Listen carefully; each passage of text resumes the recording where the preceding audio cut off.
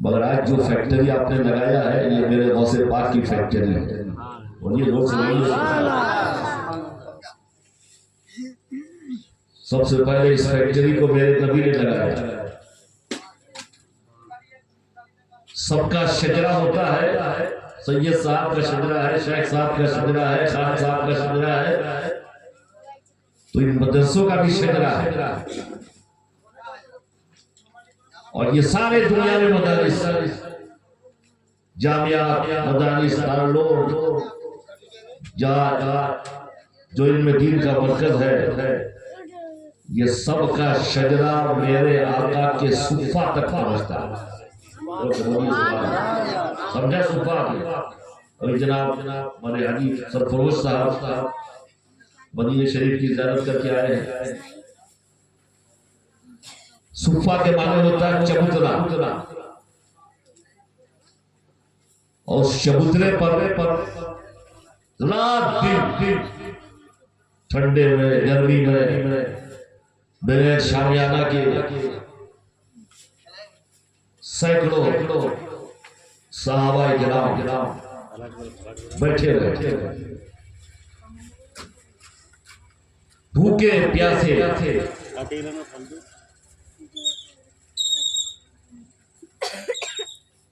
कभी 300, कभी 400, कभी 500, कभी 1000, लेकिन कम से कम भी 300 अक्सर मेरे नबी के स्टूडेंट, मेरे नबी के शागिर्द, मेरे नबी के सहाबा उस चबूतरे पर बैठे, बस एक काम, जब मेरे नबी काशाने नबूवत से निकलते एक बार देखा, बोलिए जोर से, बोलिए सुभान अल्लाह, दिल को करार मिला। और नबी कुछ इरशाद फरमाते तो उसको लिख लो, नबी मुस्कुराए तो लिख लो, नबी चले तो लिख लो, नबी उठे तो लिख लो, नबी बैठे तो लिख लो, मेरे आका ने कुछ खाया तो लिख लो, कुछ पिया तो लिख लो। दुनिया में बड़े बड़े बादशाह है, हुए मर गए, लेकिन सब किसी बादशाह, किसी मुहद्दिस, किसी हुक्मरान, बल्कि किसी नबी, किसी वली कि तमाम उनकी तमाम अंदाज किताब में नहीं मिले। ये मेरे नबी का एक एक अंदाज लिखने वाले, ये भूखे प्यासे सुफा वाले थे।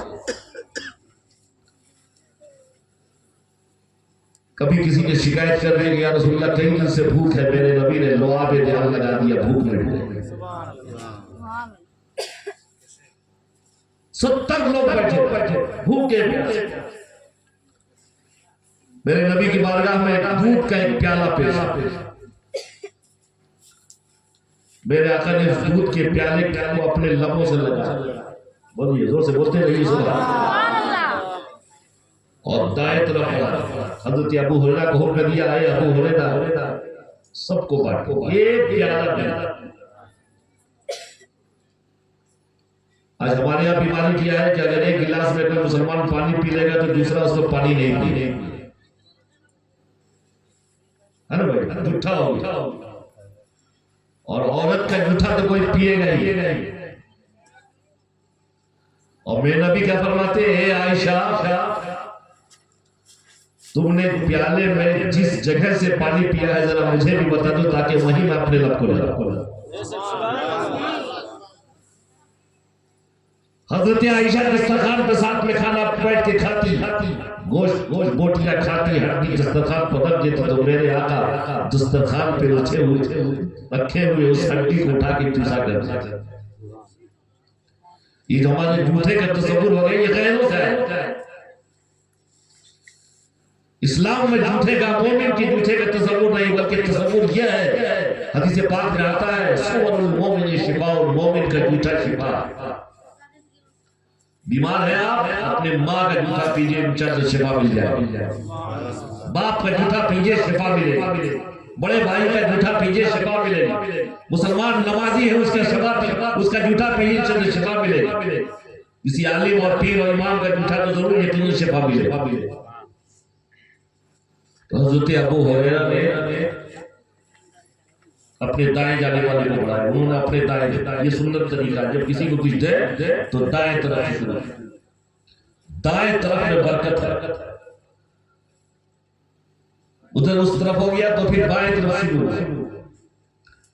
एक प्याला मेरे नबी ने लब लगाया, अबू हुरैरा को दिया, अबू हुरैरा ने 70 लोगों को बांटा और दूध सबका पेट भर गया और दूध में कमी भी नहीं।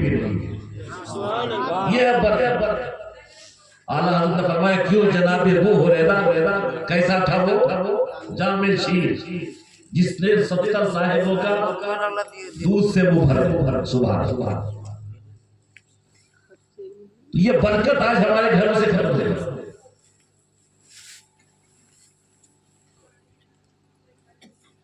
बिस्मिल्लाहिर्रहमानिर्रहीम उन्होंने पढ़ना छोड़ दिया। हर काम में जब काम शुरू करें तो बिस्मिल्लाहिर्रहमानिर्रहीम के साथ, पानी पिए तो बिस्मिल्लाह के साथ, कपड़ा पहने तो बिस्मिल्लाह के साथ, खाना खाएं तो बिस्मिल्लाह के साथ। एक साथ घर में लोग बैठे हैं, जोर से बिस्मिल्लाह पढ़ते ताकि अगर कोई भूला हो तो उसको भी याद है। तो आज मदरसे का बिस्मिल्लाह बोलिए,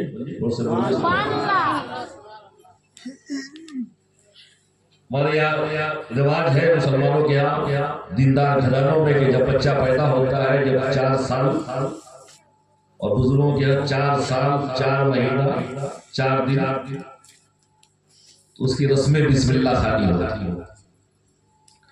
अभी हजरत मौलाना शाहजहां साहब ने हजरत बख्तियार काकी का जिक्र करा, बड़ी अच्छी अच्छी तकरीरें भी आपने समाप्त की। हजरत मौलाना शाहजहां साहब अल्लाह इन्हें और उरूज अता फरमाए, इनकी ज़बान की तासीर से काफी मदरसे मेरा चंदा हुआ। मौलाना लाल मोहम्मद साहब इन्होंने अपने तारुफ कराया। अल्लाह ताला इस मस्जिद के मुतवल्ली है और इनके तवल्लियत में ये काम अंजाम पा रहा। अल्लाह ताला इनको सलामत रखे। मौलाना अमजद साहब इमाम है इस मस्जिद के, ये इमाम होता है, सिर्फ 2 रकात का इमाम नहीं होता। कौम को क्या जरूरत है ये इमाम का काम है। अल्लाह इकबाल ने कहा कौम क्या चीज है, कौमों की इमामत क्या है, ये क्या समझे बेचारे 2 रकात के इमाम। तो मौलाना अमजद साहब ने साबित कर दिया कि सिर्फ मस्जिद के 2 रकात के इमाम नहीं है, बल्कि इन्होंने मदरसा कायम करके साबित कर दिया कि पूरे मोहल्ले पूरे समाज के इमाम। अल्लाह इनके कदमों में इस्तेकाम अता फरमाए, इनके इल्म में अमल में बरकत अता फरमाए। जितने हमारे उलमा, जितने शोरा, हमारे नकीब साहब माशाअल्लाह तबीयत चाहे थी बोलते रहे, सुनते रहे। और इस कमेटी के सारे लोग काबिल मुबारकबाद है। मैं उनका शुक्रगुजार हूँ कि उन्होंने मुझे मदू किया।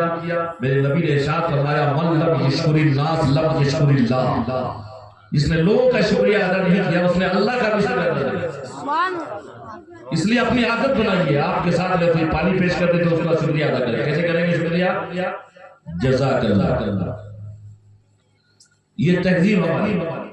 इसके माने होता है कि पानी पिलाने के सवाब है। कितना सवाब है मालूम है? मेरे नबी ने फरमाया किसी ने किसी को पानी पिला दिया तो हर कतरे के बदले में 1000, एक कतरे के बदले में 1000। किसी ने पूछा या रसूल अल्लाह, ये हुक्म उस जगह जहां पानी नहीं मिलता है या हर जगह?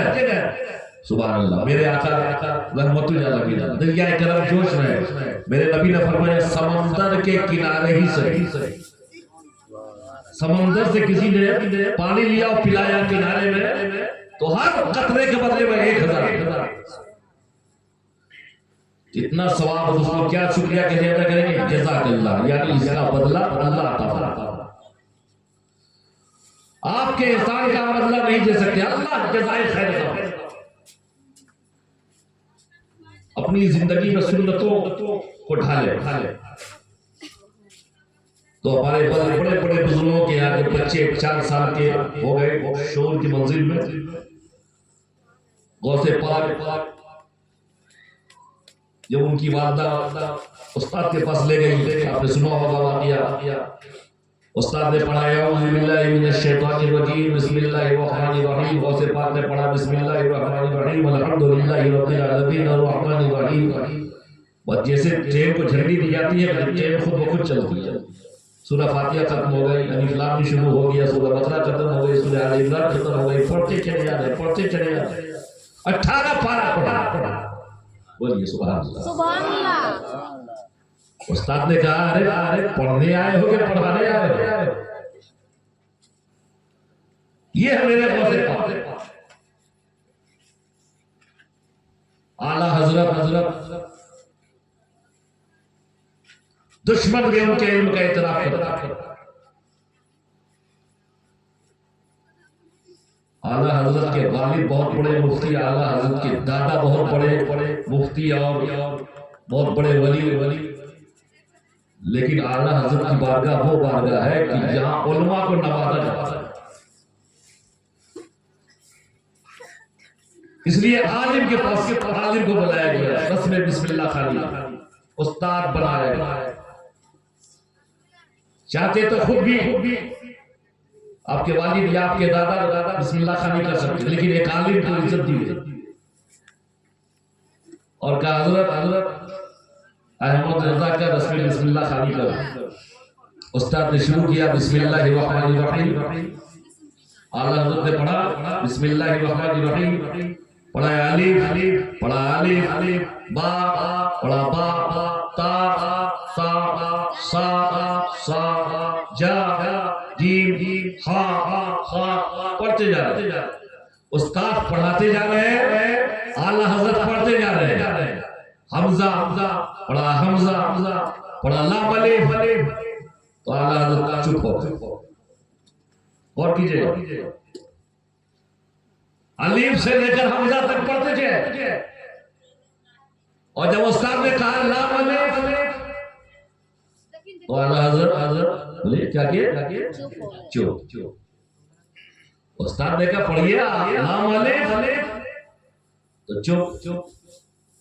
फिर कहा पढ़िए लाम अलिफ, तो चुप। तो दादा जान वहीं पर बैठे थे, उन्होंने कहा कि बेटा पढ़ो। उस्ताद पढ़ा कैसे पढ़ूं?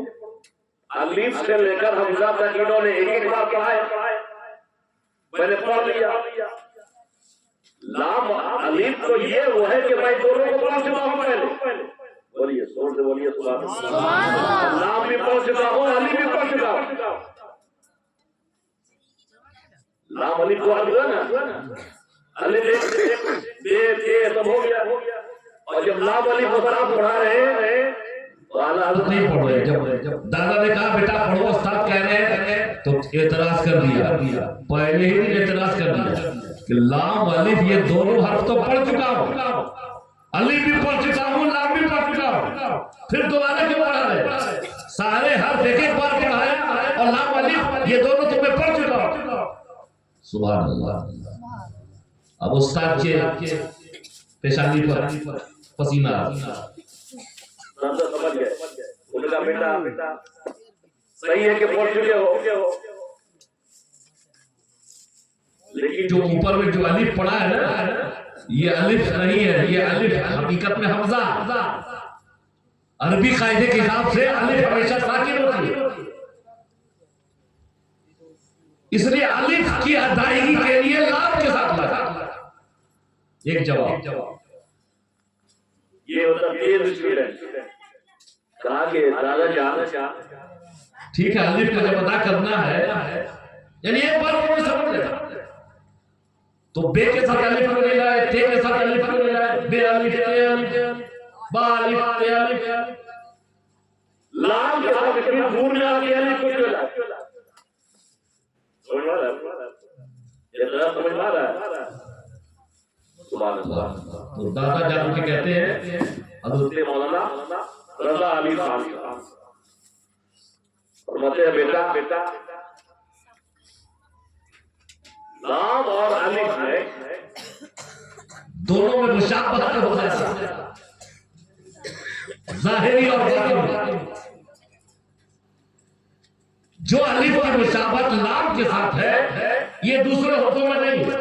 बे पस्ती में बे अलिफ और बे इधर तवज्जो फरमाए। बे क्या है? पस्त। अलिफ अल्लाह। जब कायनात बनाने से पहले अल्लाह ने बहुत बड़ी कॉन्फ्रेंस की आलम अरवाह में, सारे लोगों को बुलाया। तो पहला हर्फ अल्लाह ने जो इरशाद फरमाया अल्लाह अलस्तु बिरब्बिक।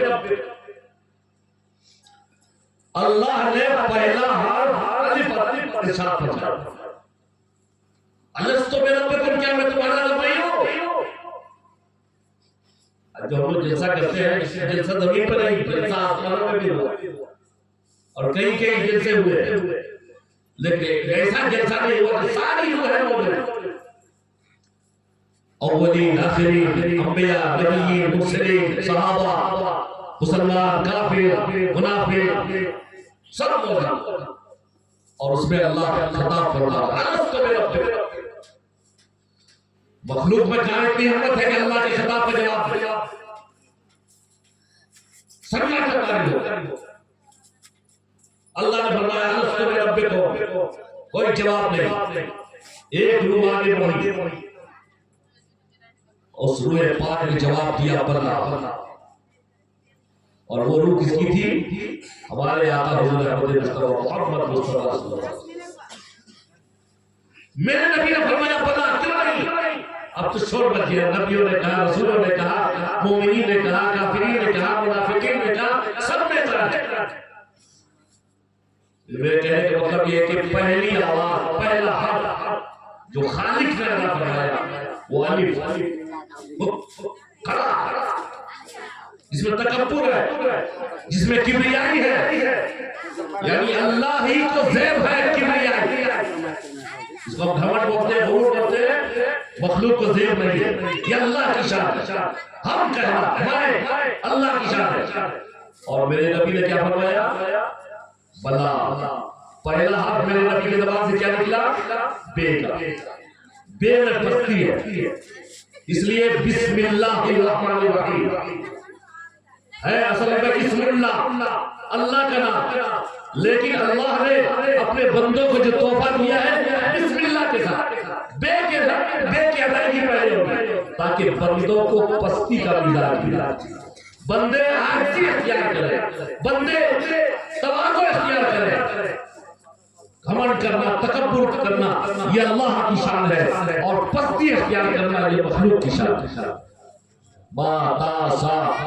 आला हज़रत के दादों ने फरमाया, बेटे मौलाना बेटे अहमद जिला लाम के साथ इसलिए मिलाया है कि लाम और अलिफ में और गहरी मुशाबहत है, ज़ाहिरी भी और बातिनी भी। ज़ाहिरी है कि आप देखिएगा हर्फ में खड़ा हो तो लाम, छोटे बच्चे के लिए वास्ता कहा जाता है कि इसको लाम पढ़े कि अलिफ पढ़े, सिर्फ थोड़ा सा सोचा पढ़ा हुआ लाम। तो ज़ाहिरी शक्ल में लाम अलिफ की तरह है, अलिफ लाम की तरह है, और बातनी तौर पर यह है कि लाम के अंदर अलिफ है और अलिफ के अंदर लाम। तो ये और सुभान अल्लाह। जब आप अलिफ का हिज्जा करेंगे, अलिफ अलिफ जरा लाम फिर अलिफ, अलिफ का हिज्जा करेंगे, अलिफ जरा लाम फिर अलिफ, अलिफ अलिफ, तो बीच में क्या हुआ? लाम। अलिफ के तल में लाम है, और जब लाम कहेंगे, लाम का हिज्जा करेंगे तो लाम वाली जो लाम मीम साकिन लाम, तो लाम के तल में अलिफ है, ममतूश दम तू मंसूबी। यह है मोहब्बत, यह है इख्तिलाफ। बंदे एक दूसरे के साथ इस तरह मोहब्बत करने लगे कि वही महबूब हो जाए, महबूब वही हो। यह है मुशाबहत। अलिफ में 3 हर्फ है, लाम में 3 हर्फ है, मीम में 3 हर्फ है। इसलिए मेरे नबी ने फरमाया कि जब कोई कुरान पाक की एक हर्फ पढ़ेगा, एक हर्फ उसको 10 नेकी मिलेगी। एक हर्फ तो दफने की दरियाए करम जोश में था। मेरे नबी ने फरमाया मैं ये नहीं कहता कि अलिफ एक हर्फ है, सुभान अल्लाह, मेरे नबी ने फरमाया अलिफ एक हर्फ नहीं है, बल्कि अलिफ में 3 हर्फ, अलिफ में 3 हर्फ, अलिफ लाम फिर अलिफ अलिफ। तो जिसने सिर्फ अलिफ की तिलावत किया कुरान पाक में अलिफ, तो कितनी नेकी मिलेगी? 30 नेकी। लाम 30 नेकी, लाम लाम साकिन लाम, फिर 30 नेकी। मीम मीम ये मीम साकिन मीम, फिर 30 नेकी। मेरे आका ने फरमाया जिसने एक आयत से पढ़ा अलिफ लाम मीम, तो उसको 90 नेकी मिलेगी। उससे बोलिए सुभान अल्लाह, उससे बोलिए सुभान अल्लाह, सुभान अल्लाह, दिल से बोलिए सुभान अल्लाह, सुभान अल्लाह, सुभान अल्लाह। हम लोग कैसे पढ़ते हैं जानने के लिए मेरे नबी ने फरमाया, हमसे बात में आया है, जब कोई एक बार सुभान अल्लाह पढ़ता है तो इतना नूर उसके मुंह से निकलता है, अल्लाह नूर पैदा फरमाता है, जब लगो सवा वाला कि जमीन और आसमान भर दिए जाते हैं। सुभान अल्लाह, सुभान अल्लाह। कल जलसे में पूजा की अपनी आदत बनाई, जब अच्छा काम हो तो सुभान अल्लाह, अल्हम्दुलिल्लाह पढ़े, अल्लाहू अकबर पढ़े, ला इलाहा इल्लल्लाह पढ़े। बहुत बड़ा काम आज हुआ है, तारीख में इसका नाम रहेगा, रजिस्टर से बना लीजिएगा, रजिस्टर जितने उलमा है उसको सब साइन करवा लीजिएगा, उसमें एक मजमून लेंगे सबके जितने शुरका है, और कोई काम कीजिए मीटिंग करेंगे, कमेटी की मीटिंग बनाइए, कमेटी बना के साल में एक बार कागज पर आपका आना चाहिए। एक दिन पहले एजेंडा निकाल लीजिए कि कल मीटिंग है मदरसे के सिलसिले में, और इसको बाद अब तक रजिस्ट्रेशन करवाइए। तो ये आपका सबूत रहेगा, तमाम जो पढ़ाने वाले उनके हाजिरी बनाइएगा, ताकि कागज के हिसाब से काम पूरा हो। और इसको इंशाअल्लाह इदारा शरिया से इल्हाक कर दीजिएगा, तो एक इल्हाक आपका हो जाएगा, ताकि आइंदा कोई जो है किसी दुश्मन की नजर में पड़े, इससे सेफ्टी के लिए, और बाद में अगर जरूरत पड़ेगी मदरसा बोर्ड से, लेकिन इदारा शरिया से इल्हाक हो जाए। और इदारा शरिया ने सिलेबस छापा किताब, उस सिलेबस की किताब भी आपने लीजिएगा, सब आते हैं कभी दे देंगे, उस सिलेबस के हिसाब से पढ़ाइए। और बच्चों का एक लिबास रहे, ये जो आज पूरे स्कूल में पूरी दुनिया में हर जगह पुलिस वाले को पहचानते हैं, लिबास है, वकील का लिबास है, यूनिफॉर्म है, ये सबसे पहले यूनिफॉर्म देने वाली जात मोहम्मद रसूलुल्लाह इस्लाम से सबसे बड़ा पहले यूनिफॉर्म। देखिएगा जो मेहनत करने जा रहे हैं, एक लिबास, एक बोली, एक जगह, लब्बैक अल्लाहुम्मा लब्बैक, ये तहजीब, ये डिसिप्लिन इस्लाम ने अता किया है, मोहम्मद रसूलुल्लाह ने अता किया है।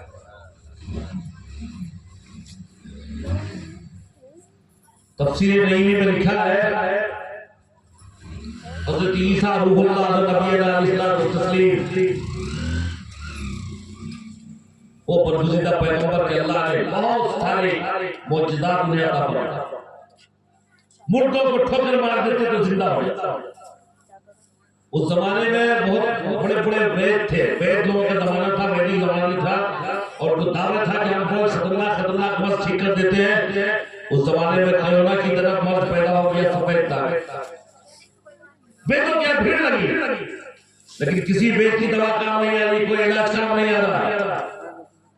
अल्लाह ने हज़रत ईसा को मौजूदा अता फरमाया, हज़रत ईसा की छू देते शफा याद हो जाए। बोलिए बोलिए सुभान अल्लाह। हज़रत ईसा मिट्टी की मूर्त बना के फूंक देते तो चिड़िया बढ़ के उड़ जाए। हज़रत ईसा मुर्दों को जिंदा करते। हज़रत ईसा गुजर रहे थे, कब्र के पास रुक गया। अब ख्याल आया अल्लाह के पैगंबर है, अल्लाह के महबूब है, ये मौला पता नहीं इस कब्र, मैं तो यहाँ ऊपर बैठा हूँ, कब्र वाले का क्या हाल है, इसका राज बता दे। ये अल्लाह के पैगंबर है, ईसा रूहुल्लाह के ये मकाम है। तो अल्लाह ने पर्दा हटा दिया।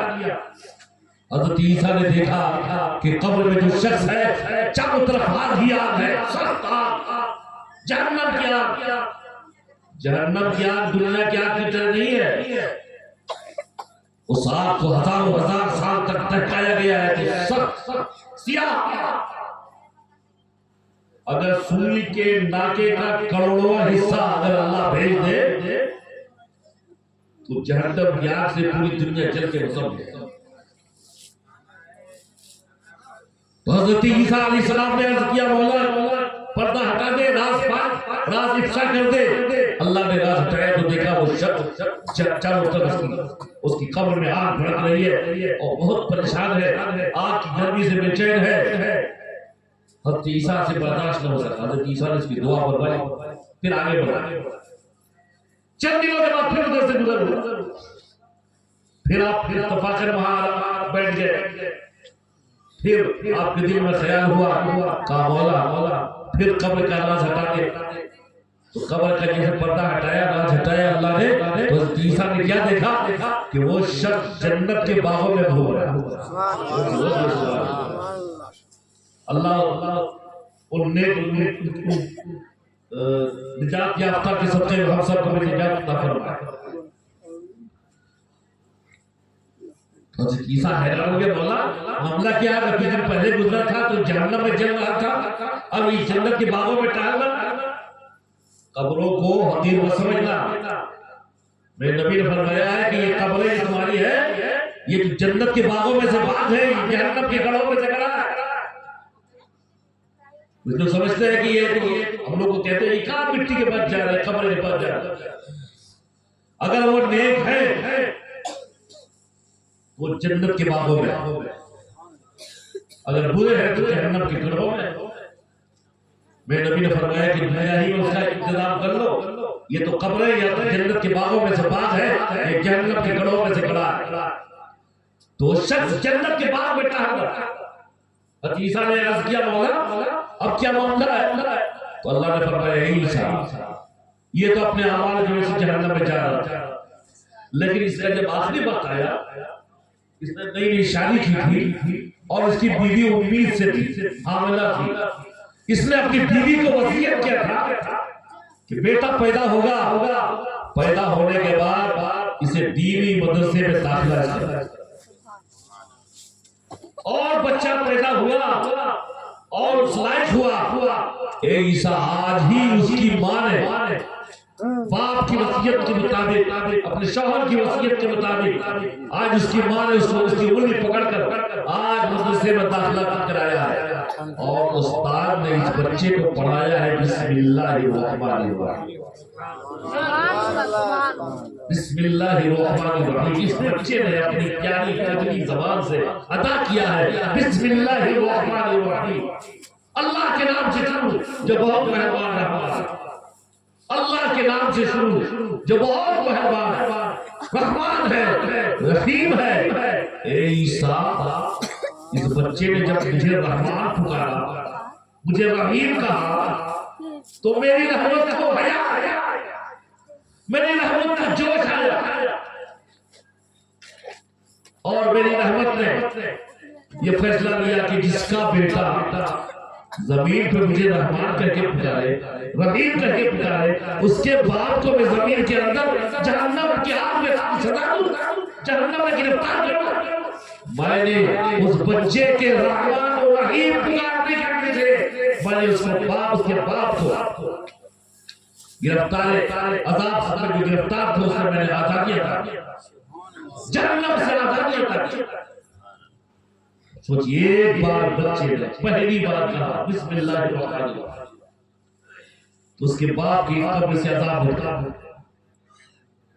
आप मदरसा जो आपने कायम किया, आपके बच्चे रोजाना पढ़ेंगे बिस्मिल्लाहिर्रहमानिर्रहीम, बोलिए ना, बार बार पढ़ेंगे बिस्मिल्लाहिर्रहमानिर्रहीम, बाहर से बच्चा आके पढ़ेंगे बिस्मिल्लाहिर्रहमानिर्रहीम, पूरा कुरान पढ़ेंगे, सूरह मुल्क पढ़ेंगे, सूरह हवाल पढ़ेंगे, सूरह यासीन पढ़ेंगे, सूरह वाक़िया पढ़ेंगे। इन सूरतों में कितने राज हैं, हमको क्या मालूम? हम तो बस कुरान खाली में कुरान खोलते हैं, पारा खोलते हैं, मदरसे के बच्चे से बात नहीं करता तो पढ़वा देते हैं। खुद पढ़िए कुरान।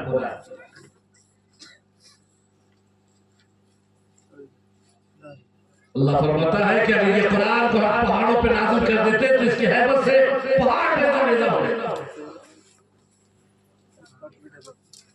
आज पूरी दुनिया कुरान पढ़ रही, कुरान पर रिसर्च हो रहा है, बड़े बड़े कारनामे अंजाम दिए जा रहे कुरान पढ़।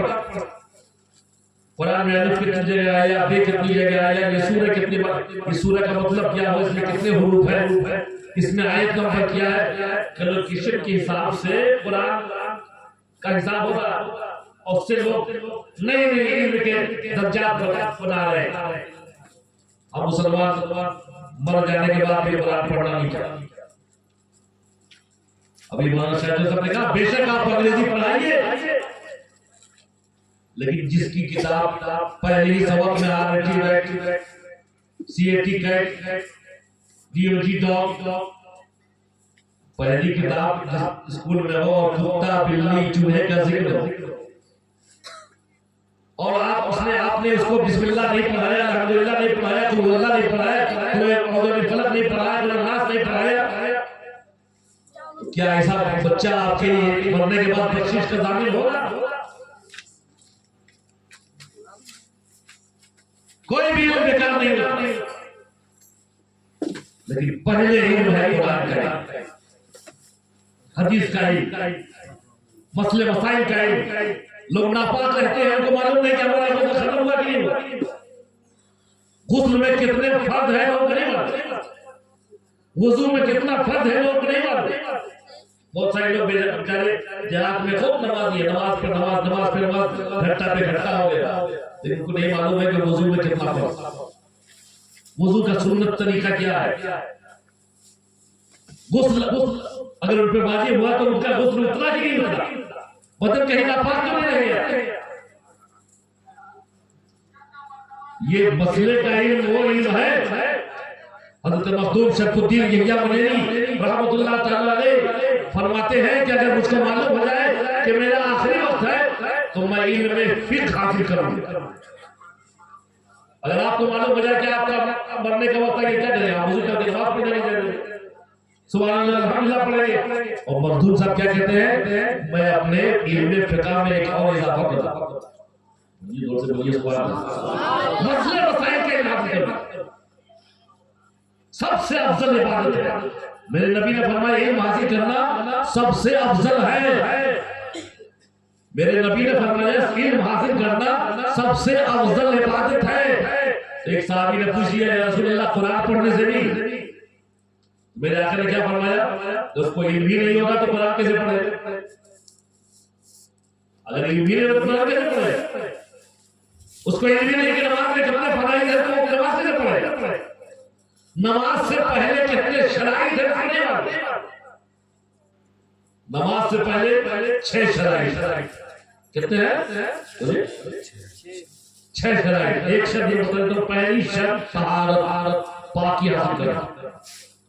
और इस पाकी में कल्ब की भी पाकी है, ज़बान की भी पाकी है, जगह की भी पाकी है, कपड़े की भी पाकी है, गुस्ल भी है, वुज़ू भी है। और 5 शर्त इमाम साहब से पूछ लिया कल, 5 शर्त इमाम से पूछे कि उसकी शर्तों के बगैर नमाज नहीं होती। 6 शर्त जब तक मुकम्मल नहीं होगी आपकी नमाज शुरू नहीं होगी। नमाज में फराइज़ कहते हैं। कभी कभी इमाम से पूछे कि हजरत नमाज में फर्ज कितना है, इमाम साहब से पूछे कि नमाज में वाजिब कितना है, नमाज का सही तरीका क्या है। अक्सर बड़े बड़े नमाजी लोग डायरेक्ट उठते हैं, डायरेक्ट खड़े हो, सुन्नत के खिलाफ है। जब आप सजदे में जाए या तहियात में तशहुद में बैठे तो घुटने पर हाथ रख के बैठना है और घुटने पर हाथ रख के खड़े हो। बहुत सारे लोगों को देखता हूं मैं कि जब सजदे में जाते हैं उनकी सारी उंगली उठ जाती है, बहुत मुश्किल से अगर सटाए तो एक उंगली सटाए। नमाज में सजदा फर्ज है और सजदे के अंदर में, सजदे में एक पांव की एक उंगली का, वो भी उंगली का पेट, यानी ये पेट, फीट नहीं है, एक उंगली का पेट यानी अंगूठा, ये किसी एक उंगली का पेट लगाना ये फर्ज। 3 उंगली का लगाना वाजिब है और जितनी उंगली आपके आराम से उठ जाए इन तमाम उंगलियों का लगाना मुस्तहब। तो नमाज बहुत आसान नहीं है, उसके लिए फिर की जरूरत होगी। आला हजरत ने जो सदरुस शरिया उनके शागिर्द मौलाना अमजद अली साहब रहमतुल्लाह तआला जिनकी किताब है बहार शरीयत, आपने बरेली शरीफ में उनकी ड्यूटी लगाया कि मदरसे के सारे असातिज़ा और सारे तलबा का वुजू चेक करा करें और नमाज चेक करें। महीनों इस काम पे रहे। मेरे आका ने फरमाया अस्सलातु मिफ्ताहुल जन्नह, नमाज जन्नत की कुंजी है। तो अल वुजू मिफ्ताहुस सलाह, वुजू ये नमाज की कुंजी। हम लोग मुसलमान हैं अल्हम्दुलिल्लाह। मेरे आका ने फरमाया मन क़ाल ला इलाहा इल्लल्लाह फदखल जन्नत, ला इलाहा इल्लल्लाह मुहम्मद पढ़ेगा तो जन्नत में दाखिल होगी। चाल लेकिन जन्नत में जब जाएंगे तो जन्नत में ताले लगेंगे। जन्नत में अपना दाखिला है, रिजर्वेशन है। जन्नत अपने बाप का घर है कि नहीं? हम लोग के बाप कौन है? हिंदू हो, मुस्लिम हो, सिख हो, ईसाई हो, कोई धर्म हो, कोई जात हो, कोई भी इंसान हो, सबके बाप हजरत आदम। जन्नत से पैदा हो, जन्नत से अल्लाह ने जमीन में भेजा, तो अपने बाप का घर है, वहां तो जाएंगे ही इंशाअल्लाह। हुजूर की मोहब्बत की बुनियाद पे जाएंगे, कलमा पढ़ने की बुनियाद पे जाएंगे, लेकिन वहां जाने के बाद मालूम होगा जन्नत में ताले लगेंगे। फरिश्ते पूछेंगे ये तुम्हारा ही घर है, लेकिन चाबी लाए हो? चाबी क्या है? नमाज। आपने मस्जिद बना दिया है, मदरसा बना रहे हैं, मस्जिद अगर वीरान रही इसकी भी जिम्मेदार आप है। पहला काम है इंशाअल्लाह मदरसा बनेगा, मस्जिद को क्या करवाएगा। मेरे नबी ने फरमाया है जिसने जो बेनमाजी कब्र में जाएगा तो जन्नत साफ उसका मुतल्लक कर दिया जाएगा। उस सांप का नाम है अल-रज्जुल अक़वा। सांप जब 1000 साल का होता है तो उसके सर पे बाल हो जाते हैं, और जब 2000 साल का होता है तो उसके बाल झड़ जाते हैं, गंजा हो जाते हैं। जैसे बेनमाजी कब्र में जाएगा, मेरे आका फरमाते हैं जिसने फजर की नमाज जानबूझ के तर्क किया, वो सांप अपनी ज़बान से मुर्दे को के बालों को पकड़ के घसीटेगा और डंक मारेगा। जैसे डंक मारेगा मुर्दा 70 गज जमीन के अंदर ढल जाएगा। फिर अपने लंबे लंबे दांतों से पकड़ के अपने कब्र में लाएगा, फिर डसेगा, फिर मुर्दा 70 गज जमीन के अंदर ढल जाएगा। इसने बगैर उज़्र शरी के फजर की नमाज तर्क कर दिया, वो सांप उसे डसता रहेगा यहाँ तक कि ज़ोहर का वक्त हो जाएगा। जिसने ज़ोहर की नमाज बगैर उज़्र शरी के तर्क कर दिया, वो सांप उसे डसता रहेगा यहाँ तक कि असर का वक्त हो जाएगा। जिसने असर की नमाज छोड़ दिया, वो सांप उसे डसता रहेगा, मग़रिब का वक्त हो जाएगा। जिसने मग़रिब की नमाज जानबूझ के तर्क कर दिया, वो सांप उसे डसता रहेगा यहाँ तक कि इशा का वक्त हो जाएगा। जिसने इशा की नमाज बगैर उज़्र शरी के तर्क कर दिया, वो सांप उसे डसता रहेगा, अभी आप कहीं जाते हैं आराम करने, मच्छर आता है तो आप बेचैन हो जाते हैं, मच्छरदानी लाओ और लेकिन वहां उस कब्र में कोई साधन नहीं हो। नमाज काम आएगी, सूरह मुल्क का पढ़ना काम आएगा, कुरान की तिलावत काम आएगी, अल्लाह की रहमत काम आएगी। इसलिए मस्जिदों को आबाद करना जरूरी है। अपनी पेशानियों को सजदों से आबाद करें, इंशाअल्लाह दुनिया में फायदा होगा और आखिरत में फायदा होगा। हज़रत मखदूम शरफुद्दी मिर्जा मुनेरी, हज़रत मोहम्मद शाह साहब जा रहे थे शेखपुरा, उनके भाई वहाँ है मखदूम शरफुद्दी मिर्जा मुनेरी, बहुत बड़े आलिम गुजरे। हमें फख्र है बिहारी होने पर। मखदूम शरफुद्दी मिर्जा मुनेरी ने लिखा है कि आखिर क्या वजह है कि नमाज जरूरी। नबियों पर भी नमाज की बात नहीं, इसका मतलब बहुत जरूरी है। अल्लाह को इसका पसंद है। लाखों लाख फायदे तो इंसान जानता है और अनगिनत फायदे अल्लाह जानता है। इसलिए मस्जिद भी आबाद करना है, मदरसा भी आबाद करना है। ये दोनों हमारे इस्लामी किले हैं। मस्जिदें मदरसों से आबाद है और मदरसा मस्जिद से आबाद है। मदरसे में हाफिज बढ़ गए और मस्जिद में नमाज नहीं हो तो वो इमामत कहाँ करेगा, तरावी कहाँ पढ़ाएगा। इसलिए मस्जिदें आबाद करनी जरूरी है। और अगर मदरसे नहीं होंगे तो मस्जिदों में इमाम कहाँ से आएंगे, हाफिज कुरान कहाँ से आएंगे तरावी पढ़ाने वाले। एक दोनों का लाजिम मंजूम है। मस्जिद आबाद कीजिए, मदरसे की तारीफ खुद हो जाएगी इंशाअल्लाह। वाक़िअ दावाना अल्हम्दुलिल्लाहि रब्बिल आलमीन। आई करो